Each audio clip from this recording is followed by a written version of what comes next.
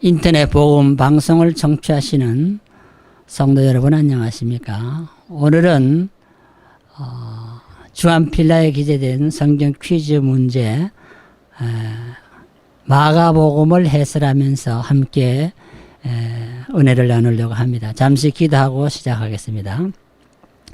하나님 우리 아버지 바쁜 이민 생활 가운데서도 우리가 잊지 않고 하나님의 말씀을 늘 읽고 묵상하고 마음에 깊이 새겨서 우리의 삶의 실천해감으로 성경에 기록된 하나님의 놀라운 영육간의 축복을 받아 누리는 삶이 되도록 도와주시옵소서. 피곤하고 지친 삶 속에서도 말씀을 통하여 셈을 얻게 하시고 우리의 가정과 사업장이 주 안에서 날마다 성장하고 창대할 수 있도록 은총 베풀어 주옵소서. 예수님의 이름으로 간절히 기도드리옵나이다. 아멘. 오늘은 마가복음, 지금까지 4회에 걸쳐서 마태복음을 강론했습니다. 오늘은 특별히 금주가는 여러분이 마가복음을 1장부터 쭉 읽으시고 마가복음 전체를 공부하는 한 주간이 되었으면 합니다. 우리가 예수님의 생애를 요약해 보면은 19개의 분야로 나누어 생각할 수가 있습니다. 예수님의 생애에서 제일 많이 강조된 부분은 예수님의 예언입니다. 예수님의 예언은 45회 기록이 되어 있습니다. 그 다음에 많은 것은 38회로 예수님의 비유입니다. 비유가 아니면은 말씀하지 않으셨다는 예수님의 말씀은 그만큼 예수님은 비유를 38회나 많이 사용했던 것을 볼 수가 있습니다. 세 번째는 예수님의 이름과 칭호입니다. 예수님의 이름이 다양한데 그 이름과 칭호에 대해서 37회 기록이 되어 있습니다. 그 다음에 예수님에 의해서 구약의 모든 예언들이 37회 성취된 것을 성경은 기록하고 있습니다. 예수님에 대해 언급한 구약의 예언은 16개가 인용 보도되고 있습니다. 그 다음에 예수님의 대화, 예수님은 사람과 만나서 대화하기를 좋아하셨는데 36회에 걸쳐서 대화하는 사건이 기록되어 있습니다. 그 다음에는 예수님의 이적입니다. 이적과 기사를 많이 행하셨는데 예수님의 생애를 통해서 36회에 걸쳐서 많은 이적과 기사를 행하셨던 것을 볼 수가 있습니다. 다음에는 예수님의 인성에 대해서 예수님은 하나님이시지만 사람으로 오셨다 하는 증거를 30가지로 설명하고 성경은 기록을 했습니다. 다음에 예수님은 사람으로 오셨지만은 예수님은 하나님이신 신성을 가지고 있다는 증거를 성경에는 10회 기록하고 있습니다. 그 다음에 예수님을 통하여 구원받은 영혼이 기록되어 있는데 예수님의 생애를 통해서 27명의 영혼을 구원했다고 성경은 기록했습니다. 예수님이 인용한 구약에 관하여 22회 언급을 했습니다. 신약과 구약은 그래서 예수님 중심으로 예언이 되고 성취된 것을 가르쳐주고 있습니다. 예수님은 기도를 많이 강조하셨는데 예수님의 생애에 있어서 19회의 기도를 강조한 것을 볼 수가 있고요. 그 다음에 예수님은 설교를 하셨는데 예수님의 생애 전체에서 16회의 설교가 성경에 기록이 되어 있습니다. 예수님은 우리가 겪어야 할 고난을 많이 겪으셨는데 예수님이 겪은 고난은 15회 성경에 기록이 되어 있습니다.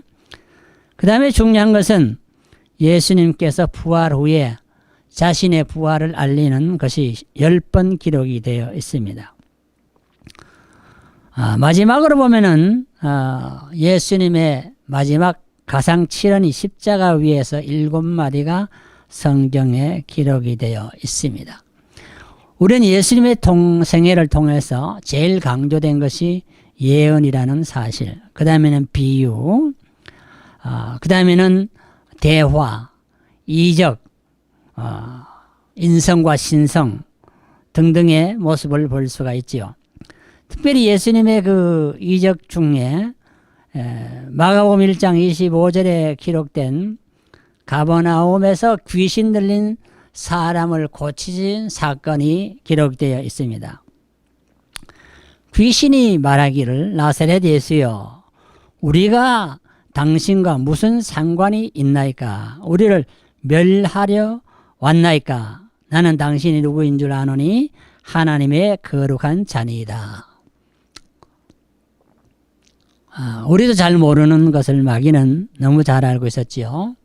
귀신들은 예수님이 하나님의 거룩한 자인 것을 알고 있었습니다. 아는 것으로 되는 것이 아니고 아는 것을 믿는 것이 중요하지요. 또 예수님은 자기들을 멸하러 온 존재인 것을 그들은 파악했습니다. 예수님은 마지막에 사탄과 귀신 그리고 그들을 쫓는 무리들을 멸망케 한다는 것을 우리는 성경 전체를 통해서 잘 압니다. 이때에 예수님께서는 잠잠하고 그 사람에게서 나오라, 떠들어대는 귀신의 소리를 잠잠하라, 그리고 그 사람에게서 나오라고 했습니다. 그랬을 때에 떠들어대던 귀신은 아무 말 못하고 그 사람에게서 튀쳐나왔습니다. 이 모습을 본 군중들은 이는 어찌미뇨 권세 있는 새 교훈이로다. 더러운 귀신들을 명한 적 순종하는도다. 마가복음 1장 27절에 기록을 했습니다. 예수님은 우리에게 새 교훈을 가르치셨습니다. 권세 있는 교훈을 말씀하셨습니다. 더러운 귀신들도 순종할 수밖에 없는 절대적인 권위를 가지고 말씀하셨습니다. 귀신들도 예수님의 말씀에 순종했다면은 신자들이야 분명히 주님의 말씀에 순종하며 살아가야 할 것을 우리는 기억해야 할 것입니다. 이것은 그리스도가 사람에게서 귀신을 내어 쫓은 첫 번째 경우입니다. 우리는 주님이 귀신을 내어 쫓으신 다른 많은 사건들도 성경을 통하여 보게 됩니다. 귀신은 타락한 천사들로서 인간이 창조되기 이전에 하늘에서 하나님을 대항하고 반란했던 사탄의 무리, 루시퍼의 무리들입니다. 그들은 활동이 다양하고 사악하여 바른 길을 걸어가고 신앙의 길을 걸어가려는 성도들을 혼란케 만들어 악하고 타락한 길로 인도하고 있습니다. 귀신들은 세상 사람들을 괴롭힙니다. 귀신 들린 자는 그래서 정상적인 삶을 살지 못하고 늘 자신과 남을 괴롭히는 삶을 삽니다. 귀신 들려서 벙어리 된 사람도 있고, 귀신 들려서 눈먼 사람도 있고, 귀신 들려서 자기 몸을 상하게 하는 사람도 있고, 귀신 들려서 중풍병이 든 사람도 있고, 귀신 들려서 기먹은 사람도 있다고 했습니다. 마귀는 하나지만은 귀신의 숫자는 매우 많았던 것을 볼 수가 있습니다. 막달라 마리아는 7 귀신을 주님께서 내어 쫓으셨다고 했습니다. 가다라 지방의 귀신은 무려 6,000명이나 되는 귀신들이 그에게 있었다고 했습니다. 오늘 우리는 이 마가복음을 통해서 역사하신 주님의 말씀을 여러분 성경을 읽고 묵상하고 마음에 새기고 또 기억해야 될 것을 퀴즈로 풀어보도록 하겠습니다. 나사렛 회당 사람들은 왜 놀랐느냐, 이런 제가 질문을 던졌는데요. 마가복음 1장 27절을 보면은 귀신 들린 더러운 귀신들도 예수님의 명령에 순종하였기 때문이라. 귀신들도 순종하는 그 모습을 보고 회당에 나온 사람들이 매우 놀랐다고 했습니다. 왜 그랬을까요? 자신들도 순종하지 못했으니까 놀랐겠죠. 두 번째 퀴즈 문제는 예수님은 죽은 야이로의 딸을 어떻게 살리셨나요? 했는데 이때는 마가복음 5장 41절을 보면은 그 아이의 손을 잡고 가라사대 달리달굼 하시니 번역하면 그 소녀야 내가 네게 말하노니 일어나라 하심으로 살리셨다고 했습니다. 손을 잡고 말씀하시기를 달리달굼이라. 그냥 말씀만 하시지 않고 손을 잡고 말씀하셨다고 신유의 특별한 기사를 기록했습니다. 세 번째 퀴즈는 예수님은 왜 제자들에게 휴식을 명하셨나요? 했는데 마가복음 6장 31절에 보면 그 해답이 있죠. 한적한 곳에 와서 잠깐 쉬어라 하시니 이는 오고 가는 사람이 많아 음식 먹을 겨를도 없음이라. 예수님과 제자들은 복음을 전하는 일이 너무 바빠서 음식 먹을 시간도 없었다는 것입니다. 그래서 예수님께서는 한적한 곳에서 사람이 없는 곳으로 와서 쉬어야 할 것을 말했습니다. 예수님도 그렇고 제자들도 그렇고 우리가 주의 일을 열심히 해도 우리는 육신을 가진 유한한 인간이기 때문에 쉬어가는 것이 필요하다는 것을 성경은 말하고 있습니다. 네 번째 퀴즈는 고르반 사상이란 무엇입니까? 이렇게 말했습니다. 고르반 사상이 무엇입니까? 그 해답은 마가복음 7장 11절에 기록되어 있는데 사람이 가로되 아비에게나 어미에게나 말하기를 내가 들어 유익하게 할 것이 고르반 곧 하나님께 드림이 되었다고 하기만 하면 그만이라는 사상입니다. 하나님께 바쳐야 할 것을 우리는 따로 있고 사람에게 또 드려야 할 것이 따로 있는데 어미나 아비, 부모에게 드려야 할 것을 하나님께 드렸다 하면 그만이라는 것은 잘못된 것입니다. 신앙생활을 잘하는 사람들은 하나님께 바칠 것은 하나님께 바치고 부모를 섬기는 일에도 주님은 최선을 다해야 할 것을 동시에 강조하신 모습을 보게 됩니다. 다섯 번째 퀴즈는 누구와 같이 받들지 않는 자는 천국에 들어가지 못한다고 했나요? 예. 마가복음 10장 15절에 보면은 어린 아이와 같이 받들지 아니하면 결단코 들어가지 못한다. 이 결단코 들어가지 못한다는 것은 절대로 못 들어간다는 말이죠. 그래서 우리는 어린 아이 같이 우리는 아무리 큰 성인이 되고 노인이 되어도 어린아이가 되어야 합니다. 어린아이가 되어서 부모에게 순복하며 따르듯이 우리는 하나님의 말씀에 순복하며 섬기며 나갈 때에 천국에 들어가리라. 믿음은 말로만 되는 것이 아니고 행함으로 나무는 그 열매를 보아서 알듯이 우리의 행함이 발려야 할 것을 말합니다. 여섯 번째 퀴즈는 부자가 하늘나라에 들어가는 것이 무엇보다 더 쉽다고 했나요? 예. 마가복음 10장 25절에 보면은 약대가 바늘기로 들어가는 것보다 부자가 하늘나라에 들어가는 것이 더 어렵다. 왜 그럴까요? 부자라면 다 지옥 간다는 말입니까? 절대로 그렇지 않습니다.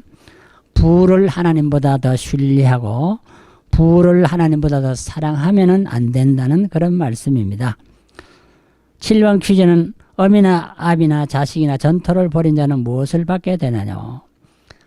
마가복음 10장 30절에 보면은 우리가 예수를 믿다가 보면은 때로는 부자지간에도 헤어질 때가 있고 또 전토를 벌일 때도 있는데 금세에서는 집과 형제와 자매와 모친과 자식과 전토를 100배나 받되 핍박을 겸하여 받고 내세의 영생을 받지 못할 자가 없다. 주님을 위하여 희생하는 것은 가정적으로나 물질적으로 희생이 있다고 해도 금세의 100배 약속이 되어 있고 내세에는 영생이 약속되어 있다는 것입니다. 그러므로 예수를 믿고 헌신한다는 것은 참으로 수지 맞는 일이지 절대로 손해가 아니라는 말입니다. 인자에 온 목적은 무엇이라고 했나요? 8번째 퀴즈인데요. 마가복음 10장 45절을 보면은 섬김을 받으려 함이 아니라 도리어 섬기고 많은 사람의 대속물이 되게 하기 위해 오셨다. 사람은 섬김을 받으려고 하지만은 예수님은 섬김을 받을 자이되 오히려 섬기려 오셨고 자기 자신을 대속물로 주려 오셨다. 받는 것보다 주기를 원하시는 주님의 지상 삶의 목적을 가르쳐 주셨는데 우리가 지상에 살 때도 이런 목적을 가지고 살아야 할 것입니다. 9번째 퀴즈는 소경 거지 받은 애가 무엇으로 고침을 받았나요? 마가복음 10장 52절에 보면 내 믿음으로 라고 했습니다. 오늘 우리가 믿음이 확실할 때에 우리는 어떤 질병도 고침을 받게 되는 것입니다. 예수님께서 우리의 모든 질병을 치료해 주시는 만병의 의원인 것을 확실히 믿어야 할 것입니다. 10번째 퀴즈는 한 여자는 예수님의 머리에 무엇을 부었냐요? 마가복음 14장 3절인데요.